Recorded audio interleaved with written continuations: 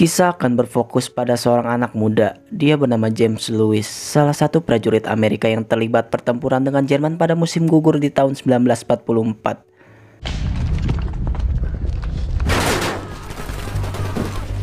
Lewis terus berlari, menembak satu persatu musuh sambil berlindung di balik apapun demi menghindari serangan.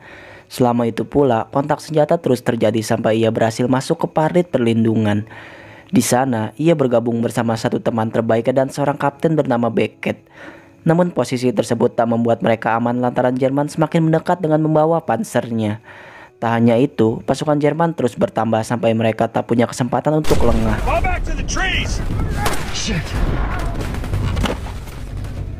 Hingga Lewis pun dipaksa untuk menembak musuh yang sekarat tepat di depannya. Tak lama kemudian seruan untuk mundur terdengar, menyebabkan temannya bersiap untuk beranjak pergi. Namun naas, peluru melesat dan menembus kepalanya hingga tewas. Sontak hal itu membuat tubuh Lewis membeku. Ingar-bingar di sekelilingnya mendadak tak terdengar. Bahkan, ia hanya bisa terdiam saat pasukan Jerman tiba di tempatnya dan menusuk perut sang kapten dengan pisau. Beruntung Beckett cepat bertindak dengan mengeluarkan pistol dan menembak orang yang telah menusuknya.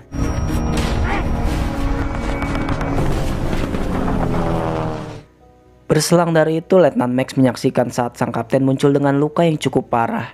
Vera pun selaku perawat segera berlari dan menghentikan truk yang sedang berjalan, di mana truk tersebut mengangkut tim medis dan meminta seorang bernama Nancy untuk mendampinginya dalam operasi. Awalnya Nancy terlihat sangat enggan, namun Vera tetap memaksanya turun. Setelahnya Beckett segera dibawa ke ruang perawatan, dan meskipun tubuhnya baru saja tertusuk pisau, ia terus berucap jika mereka harus segera pergi dari sini atau semuanya akan mati. Namun mereka menghiraukannya dan tetap berupaya menolong sang kapten karena kondisinya sudah semakin sekarat.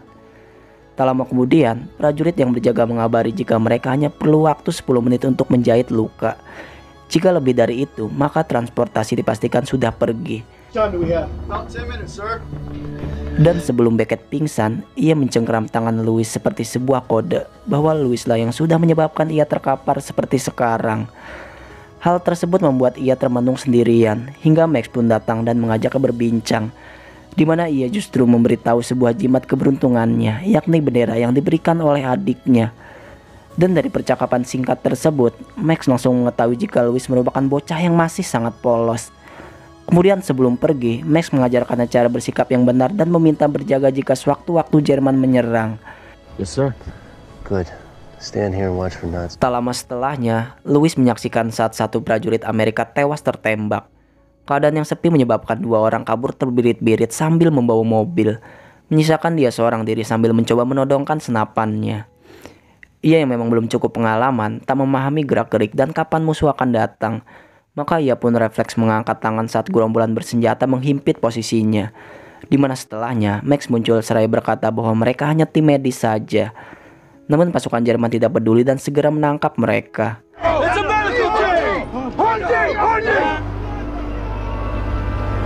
Begitupun orang-orang yang berada di ruang rawat ditetapkan sebagai tawanan oleh pimpinan SS yang bernama Dietrich.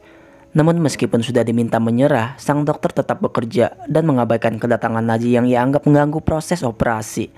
Hal tersebut membuat pimpinan Nazi menembak kepalanya saat itu juga. Setelahnya, mereka dibawa menuju ke tempat pengasingan meskipun kondisi sang kapten masih terkapar tak berdaya. Lalu di pertengahan jalan, mobil tiba-tiba hilang kendali seiring dengan tembakan yang muncul bertubi-tubi. Keadaan itu menyebabkan seorang pasukan Nazi tewas tertembak, hingga Max pun memanfaatkan situasi dengan bergulat dengan yang satunya. Beruntung ia berhasil menusuknya dengan sebilah pisau. Lantas mereka pun bertemu dengan orang yang sudah menyelamatkan mereka, bahwa dua orang itu adalah penerjun payung Amerika yang bernama Greg dan Fish. Kemudian di tengah obrolan mereka, tiba-tiba Fish tertembak hingga terjatuh. Serangan tersebut membuat mereka segera bersiap dalam posisi, di mana dua orang pasukan Nazi terlihat menyerang dari kejauhan. Serangan pun terus berbalas sampai Greg berupaya menyelamatkan temannya. Lalu saat tahu jika serangan mereka sia-sia, Max segera membangun rencana untuk menyergap mereka. Namun mengetahui temannya tidak bernyawa, Greg segera berlari tak memperdulikan peluru yang bisa menebas dia kapan saja. Nah, satu rekannya tertembak, begitu pula Greg yang juga berakhir tewas. Ternyata, dalang dibalik penyerangan itu adalah Dietrich, salah satu petinggi Nazi yang langsung Max pukul hingga pingsan. Tak lama kemudian sang kapten siuman dan menyadari jika ia terbangun di tempat antah berantah. Hasil pencarian Max juga tak membuahkan hasil lantaran radio sudah dihancurkan oleh Greg tadi. Pada akhirnya, Vera memberikan tongkat seadanya untuk Beckett karena mereka tidak bisa berdiam diri dan harus melanjutkan perjalanan. Okay, so that's about a 30-mile walk. You can't walk that far. Well, Singkat waktu mereka mulai menyusuri hutan, melintasi perjalanan yang cukup panjang hingga tiba di tempat beristirahat. Namun Louis tiba-tiba datang dan segera menyekap Dietrich saat menyadari bahwa tidak hanya ada mereka di hutan ini, melainkan seorang pasukan Jerman yang tepat berada di depannya.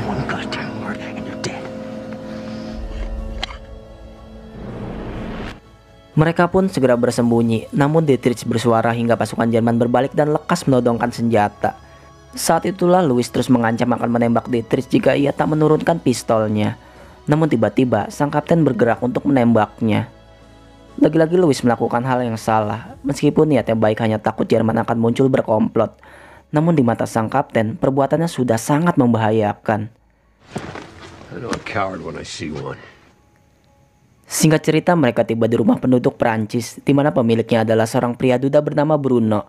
Vera pun menyampaikan niatnya yang ingin tinggal karena sang kapten sedang terluka. Namun kehadirannya justru ditolak mentah-mentah, dan dengan sedikit ancaman, Bruno pun mengizinkan mereka tinggal sementara di gudang. Telephone or radio? Telephone or in town. Di sisi lain, sang kapten berkata jika bukan karena dirinya, mungkin Louis sudah tewas dengan kepala yang tertembak. Namun Louis menjawab jika ia baru saja kehilangan teman terbaiknya dan sangat terpukul atas situasi yang sudah menimpanya. Di mana hal itu Beckett anggap hanya sebuah alasan bahwa sebenarnya Louis hanyalah seorang pengecut semata. Lepas dari itu, rasa bersalahnya semakin membesar. Bahwa meskipun ia berhasil menumbangkan pasukan Nazi, itu tetap tak menutup banyak hal bahwa ia memang orang yang payah. right? That's what.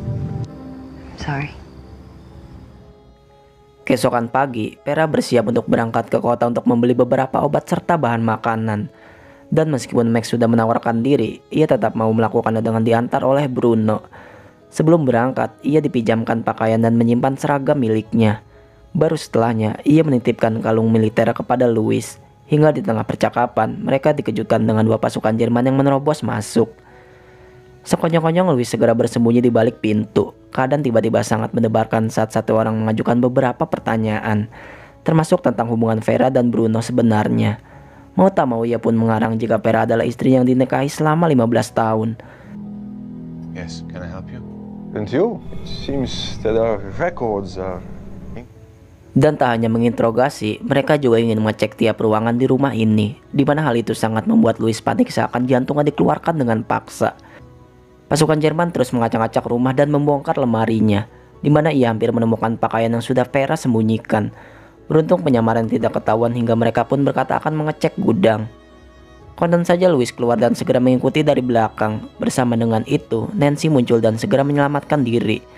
Saat itulah Louis menembaknya hingga tewas. Begitu pula Max yang menembak satunya sampai terkapar.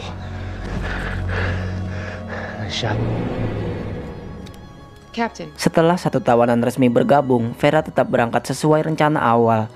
Namun sang kapten berkata jika dua orang yang telah mereka tawan tidak bisa terus dibawa dan tidak bisa juga mereka tinggal. You know we can't take them with us. Maka Max pun menyeret mereka ke tengah hutan meskipun si pemuda terus memohon sambil menjerit meminta ampunan. Sementara Dietrich hanya bisa terdiam dan menerima hukuman apapun meskipun harus dibunuh. Saat itulah Louis diperintahkan untuk menembaknya, di mana meskipun sudah mencoba, ia tetap tak mampu untuk melakukan hal sekeji itu. Hingga setelah ia beranjak, tak lama kemudian terdengar 2 kali suara tembakan. Di sisi lain, Nancy melihat saat mobil Jerman tiba di peternakan dan menuju ke arah mereka. Lantas mereka pun menuju hutan dan bertemu dengan Max serta Louis yang dalam perjalanan, di mana Louis segera diperintahkan ke sana untuk memastikan keberadaan Vera. Namun yang ia lihat adalah Bruno yang dihakimi dan ditembak mati.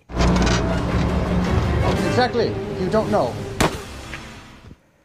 Keadaan itu membuat Louis segera melaporkan bahwa Vera tidak berada di sana karena kemungkinan masih di kota. Hal tersebut membuat Max hendak menyusulnya, namun sang kapten melarangnya. If you go back there and draw the Germans to us, we're all dead. Perjalanan mereka pun berujung tiba di sebuah tempat di mana banyak prajurit Amerika yang telah gugur, dan itu menandakan jika sebelumnya telah terjadi pertempuran di sini. Saat itulah Louis segera menyisir tempat. Max memastikan ke dalam tank untuk mencari saluran radio. Sementara Nancy ditugaskan untuk mencari orang yang masih hidup. Beruntung, upaya yang dilakukan Max membuahkan hasil, di mana ia terhubung dengan pasukan Amerika dan mengatakan jika telah berada di belakang garis musuh. Ia pun meminta tim untuk menjemput tepat di titik koordinat besok sore. We are behind enemy lines and cut off from our unit. Sementara itu, Louis dibuat terkejut saat melihat mobil Najee disusul dengan tembakan yang mengarah kepadanya.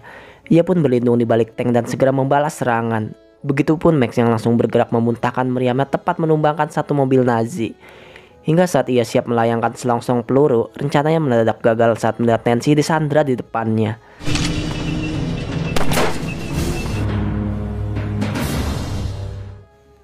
Mereka pun diamankan di sebuah camp sebagai tawanan perang, di mana mereka langsung dihadapkan oleh pemimpin Nazi yang sudah mengintimidasi mereka sejak awal.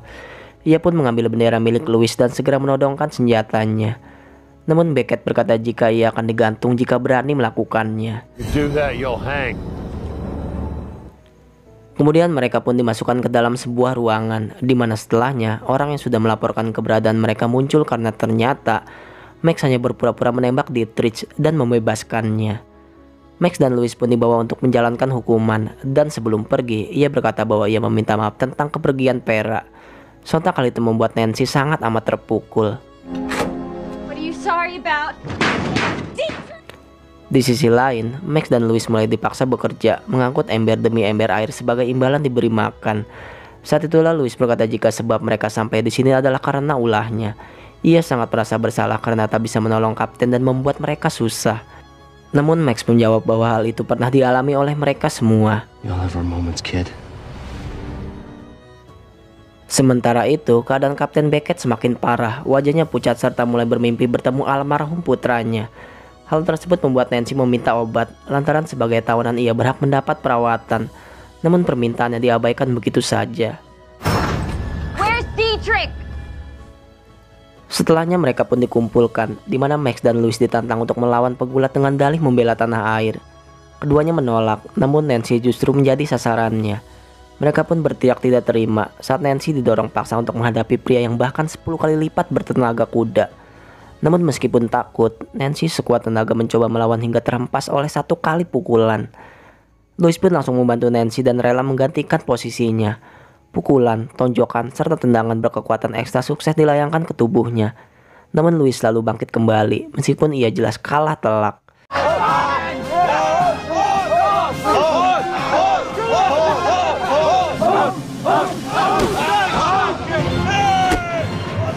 Satu tendangan terakhir sukses membuat ia tak sadarkan diri. Saat itulah tubuhnya digeletakkan di depan sang pimpinan begitu saja.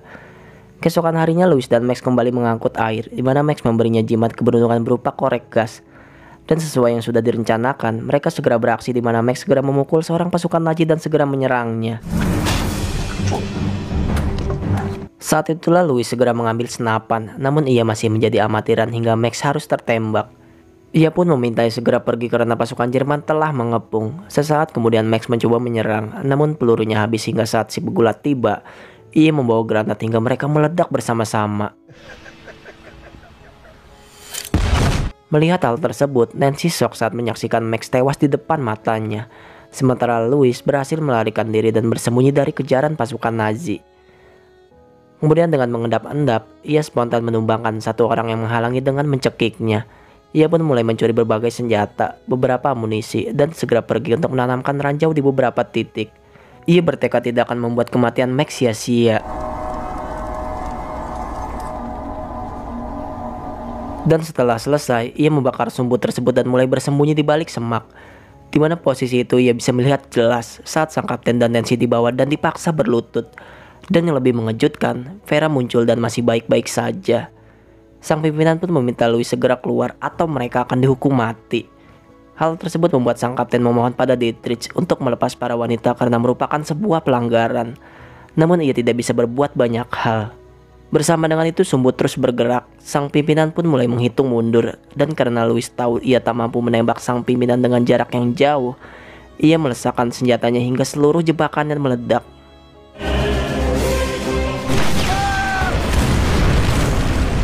Kontan saja pasukan Jerman berlari kocar-kacir. Saat itulah Louis berlari ke camp dan segera menyelamatkan mereka. Namun sang kapten menolak pergi lantaran ia sudah tak mampu lagi berdiri. Akan tetapi ia tetap bertekad membawa sang kapten ikut serta.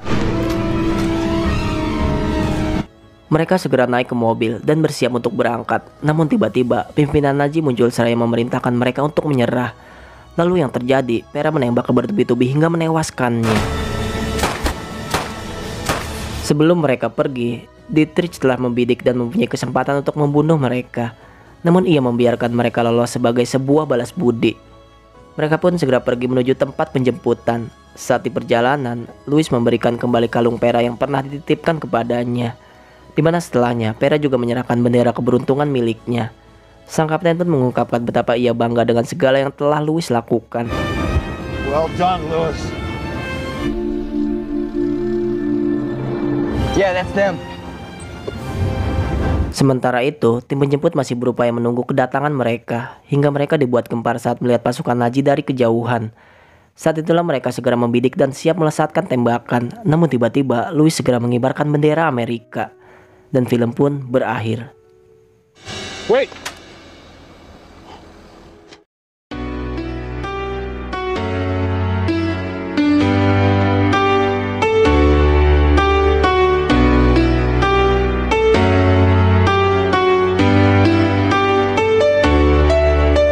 Secara keseluruhan, film ini agak berbeda dengan film bertema Nazi lainnya. Kalau biasanya berhubungan dengan kekejaman dan pertumpahan darah, film ini nggak terlalu menonjolkan karena berfokus pada kisah Louis. Malah menurut saya, pasukan Nazi di situ terlalu mudah dikalahkan ya, padahal aslinya nggak begitu. Aduh. Tapi untuk pesan moral, banyak sekali pelajaran yang bisa diambil dalam film ini. Bahwa sikap Louis adalah sesuatu yang wajar, memiliki sisi kemanusiaan adalah sesuatu yang normal. Namun jika di medan pertempuran, memang terkadang hal itu harus dikesampingkan. Saya akhiri review kali ini dan sampai berjumpa lagi. Jangan lupa ngopi.